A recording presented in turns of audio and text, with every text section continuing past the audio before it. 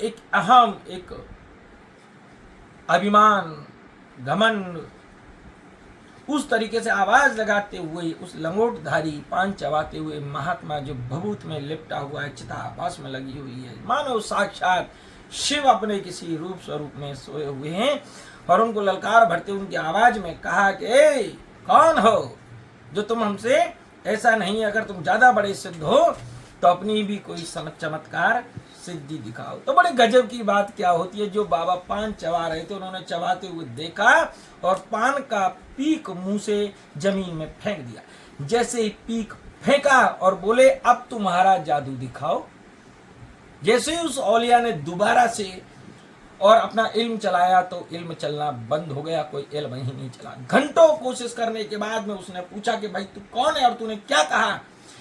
तो मुस्कुराते हुए लंगोटधारी भभूतधारी और पान चबाते हुए शिव स्वरूप संत ने कहा कि बेटा तू जितना इल्म दिखाता है उतना इल्म तो मैं पान के पीक में थूक देता हूं, क्योंकि मेरा नाम है अघोरी कीनाराम।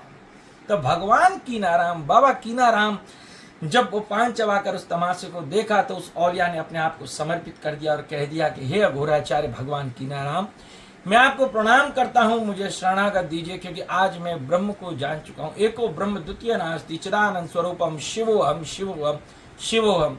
तो तुरंत शरणागत हो गया और कहा कि बाबा मैं दुनिया भर में इल्म दिखाता था, मैं तमाशा दिखाता था, मैं मदारी जैसा काम करता था, लेकिन मुझे सच्चाई में आज पता चला कि सिद्धि का कभी प्रदर्शन नहीं करना चाहिए। आपने एक पान के पीक में मेरे अभिमान को खत्म कर दिया है, तो हे सरकार मुझे शरणागत दीजिए। और उसी समय उस फकीर को और मेरे बाबा सरकार ने अपना शिष्य धारण किया और उसका नाम रख दिया भिखाराम।